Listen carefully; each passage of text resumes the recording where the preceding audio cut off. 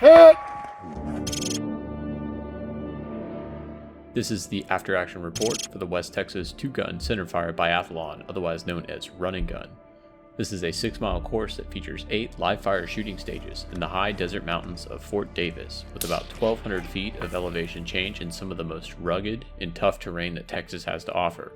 This is basically a shooting event on the surface of Mars. M-A-R-S, Mars, bitches. The course itself is a big one-way loop that snakes along the valley and then has a fairly dramatic uphill climb of about 400 feet, then immediately dumps you out onto stage 4, which has about 100 yards worth of movement. The top of this course is about 1 mile high in altitude, which for me, a lowlander, really has me wheezing by the time I finish stage 4. The path then follows along a ridgeline, offering up some spectacular views of the Davis Mountain.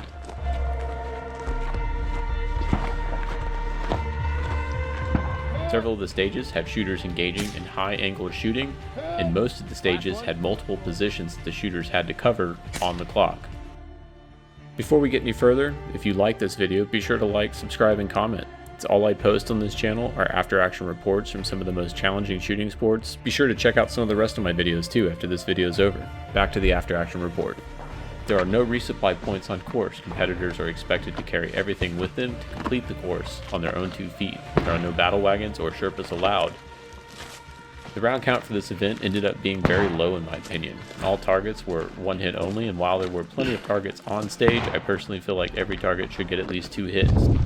The course between stages was very well marked with a combination of painted rocks, arrows, signs, and caution tape taped off in trees or on posts. This course was scored 70-30, with 70% of the final scoring being comprised of your shooting proficiency and 30% going to your leg time between stages. The par time for all of these stages was 3 minutes, and if a shooter hit the par time, they were awarded points for the targets that they neutralized, and they were penalized for the targets they failed to neutralize. I really like this scoring methodology. It means that shooters who fail a stage get a proper ranking versus all of the DNF shooters just tying for last place. It also means that match directors could, in theory, make a stage with a no-win scenario.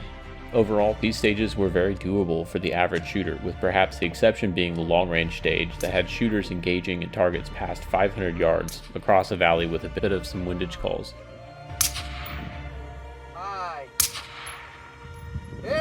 With that said, non-magnified optics users would definitely have a distinct disadvantage on nearly every stage on this course. Even a magnifier plus dot combo would probably not fare very well out here. High visibility targets placed in a neutral environment can still be somewhat difficult to see, especially when they're placed up in shadows or in the natural environment. Outside of a few safety-related holster requirements and ammo restrictions, there are practically no restrictions on your setup or your equipment that you use. There are also no divisions here. You just run what you have. A course like this is a great leveling field. Top-tier custom open division race guns developed to dominate the flat range really do not provide the advantage that you might think they would out here in the natural environment.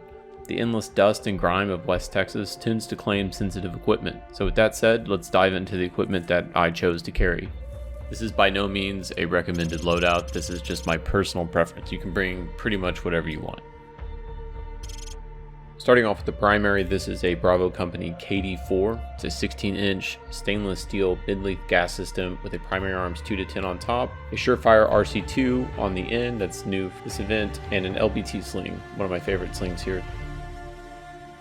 Moving over to the belt, the main part is a G-Code Contact Series belt with T-Rex Arms Mars carriers, an empty IFAK because the pack does sit on my belts, and then a Safariland 6300 with a factory Glock 17 Gen 5 MOS, Trijicon SRO, nothing too fancy here.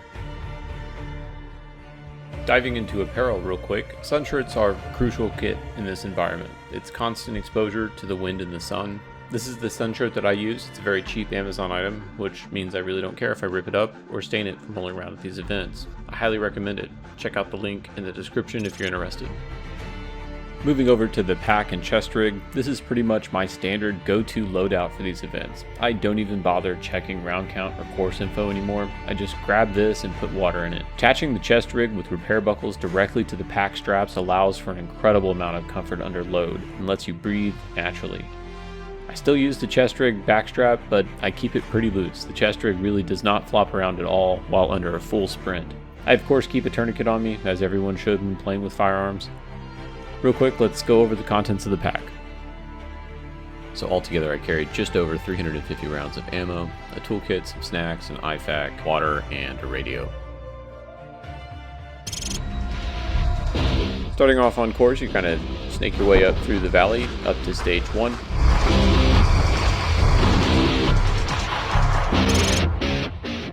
Stage 1 course of fire was 3 positions. You had 2 positions here at 2 different trees with rifle targets downrange from about 150 to 300. Take note here, I am grabbing the tree with my sling to get a really good locked in position here with the rifle. Hey! Safe. This next position here, I was actually shooting through some brush a little bit. I probably should have repositioned to get a better shot off.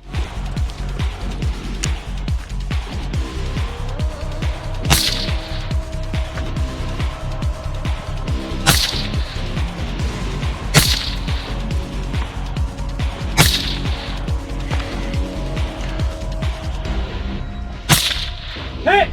I'm on the clear. Clear. Right here? And then finishing up with some pistol. Hey! Hey! Hey! Here? Hey! Hey! Hey! Fine. Moving on to stage 2, this part of the course started to progressively get a little more rough. Pretty short jog over to stage 2.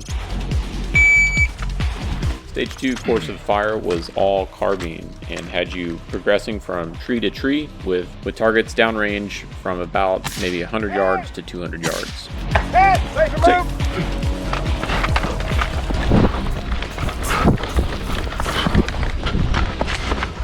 Left, left, left. Right up there.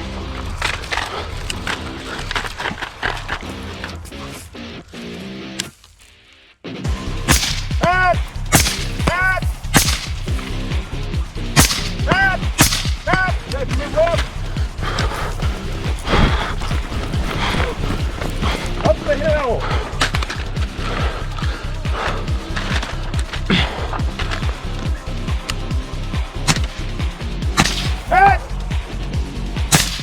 Stage 2 is a fantastic stage. This was new for me from the last time I shot this event. I really enjoyed this stage. And moving on to stage 3, the course definitely starts getting more rough and rugged in this area. It kind of shoots you off into a dry riverbed. You scramble up some rocks and then head up to stage 3.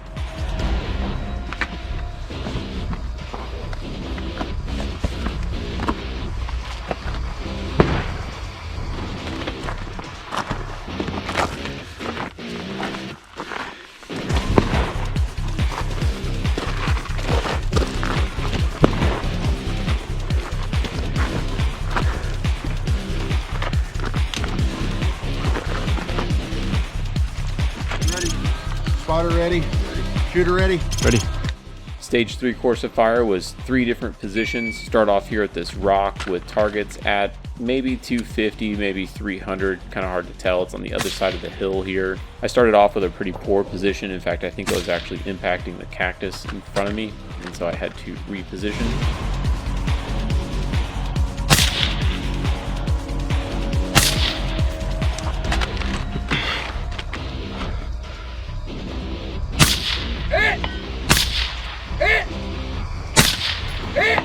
Safe. Safe.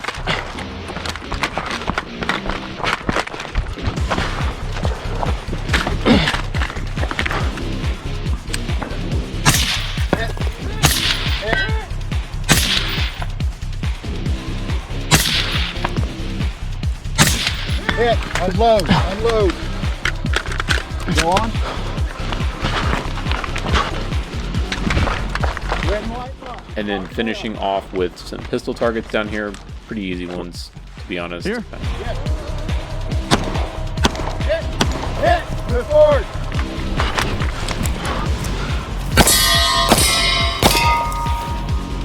Did you call a hit on it?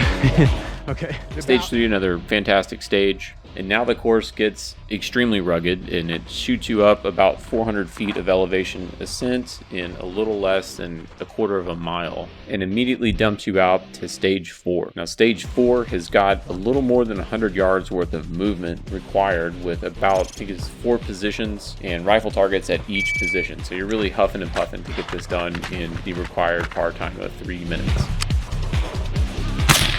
Hey! Safe. 2. Yes, sir. 2 red targets. 1 hit each. Hey! Hey! Safe. 3.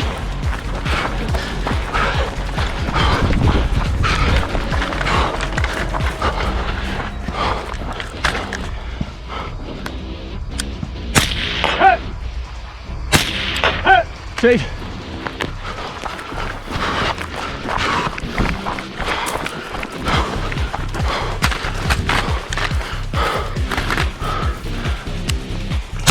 Hey! Hey! Stage complete. Unload quickly. The course then snakes its way along the ridgeline here, offering some really fantastic views of the valley down into the Davis Mountains. You can kind of see Davis State Park on the other side of the Prude Ranch. And then you make your way to stage 5. Stage 5 was just a single position. This was some high angle shooting down into the valley. It's all rifle targets. You're gonna have to, yeah, there you go. A little to the left. So you The two red. Yep. Hit! Hit! 2 blue. Blue. Hit! Hit! Up to the right, white. Hit! Hit! Last one. That's one.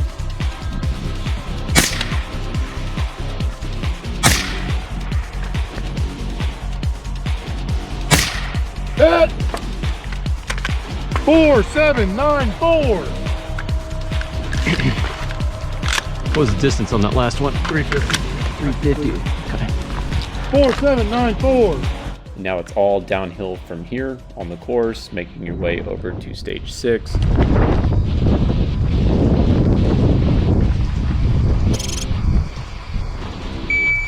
Stage 6 was all rifle targets with 2 positions. You had rifle targets going out to the opposing side of the hill with some pretty serious crosswinds at this point.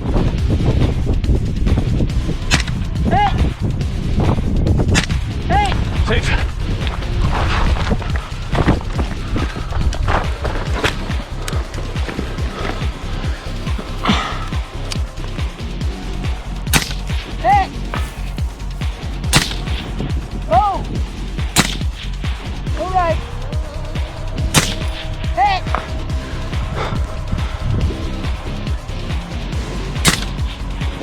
Right. Right.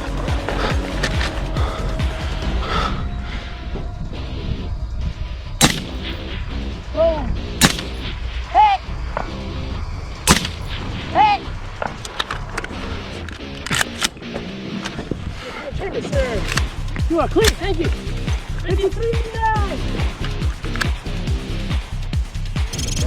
You ready? Stage 7 Ready? course of fire was 2 positions. This first position here had rifle targets at about 100 yards on the other side of the hill here. I chose to shoot them standing up. Originally I was going to take a knee, but I figured I'll just go for it, and it worked out this time. Safe. And in this last position here, I chose to take my pack and put it on the rock, shoot off of my pack, which is out to 500 to 600 yards across the valley with some pretty serious crosswinds now at this point as well. Blue. Send it. Low.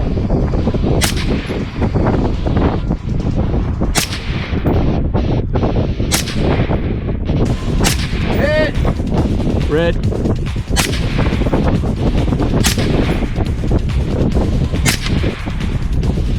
All left. Low.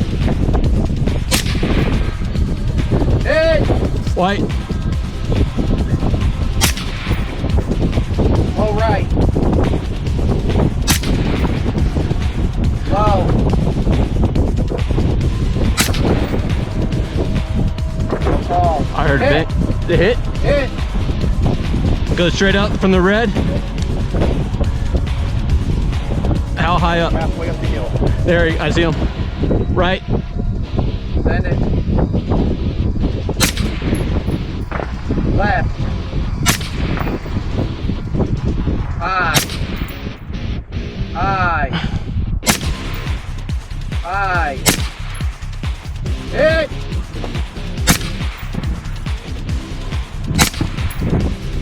Hit. 4573. Moving on to the final stage, stage 8. This stage was totally new for me, and I really enjoyed the updates that they did to this stage. It actually followed this ravine here, and you had rifle targets off to the right, and then it ended with some pistol targets at the very end of the ravine. You had to kind of hunt and peck for these rifle targets. You could not really see them from the start of the stage.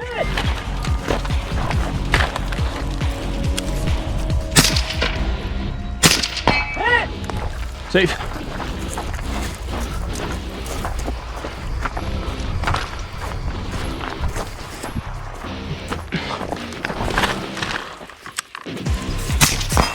Drop magazine. I see clear. Go, pistol. Hit! Hit! Hit! Hit!